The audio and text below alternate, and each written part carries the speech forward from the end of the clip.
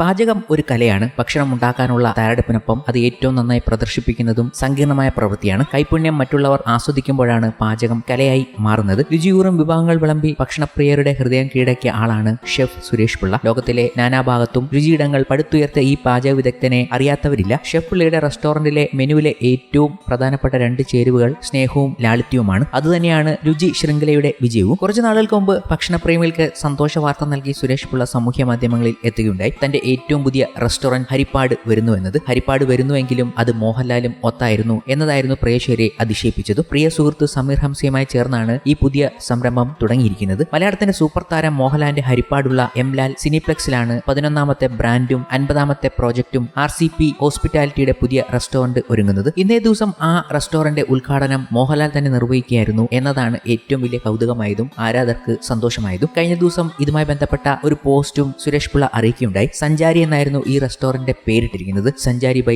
Chef Pillai. Grand opening അടുത്ത ദിവസം ഉണ്ടാകുമെന്ന് അറിയിച്ചപ്പോൾ ആരാധകർ ഏറ്റെടുത്തു. മോഹൻലാൽ നമ്മുടെ ഹരിപ്പാടിന്റെ മണ്ണിൽ എത്താൻ പോകുന്നു എന്ന രീതിയിലായിരുന്നു അവരുടെ വാക്കുകൾ. ഇത് അക്ഷരാർത്ഥത്തിൽ ശരിവെക്കുന്നതായിരുന്നു. മോഹൻലാൽ വന്നിറങ്ങി ജനസാഗരമായിരുന്നു അവിടെ തടിച്ചുകൂടിയത്. കൂടാതെ ഈ റെസ്റ്റോറന്റ് ഉദ്ഘാടനം മോഹൻലാൽ നിർവഹിക്കുകയും ചെയ്തു. നിർവഹിക്കുന്നതിനൊപ്പം ഒരു പാചകം ചെയ്ത് നിർവഹിക്കുക, അതല്ലേ അതിന്റെ ഒരു ശരി. മോഹൻലാലാണെങ്കിൽ പാചകത്തിൽ അതികേമനും. അദ്ദേഹത്തിന്റെ മറ്റൊരു ഹോബി കൂടിയാണ് പാചകം ചെയ്യുക എന്നത്. സുരേഷ് പിള്ളയുടെ റെസ്റ്റോറന്റിൽ മോഹൻലാൽ തന്നെ പാചകം ചെയ്തു തുടങ്ങി. ഈ ഉദ്ഘാടനത്തിന്റെ ചിത്രങ്ങളും വീഡിയോകളും ഒക്കെ സോഷ്യൽ മീഡിയയിൽ ഇപ്പോൾ ആരാധകർ ആഘോഷമാക്കുകയാണ്.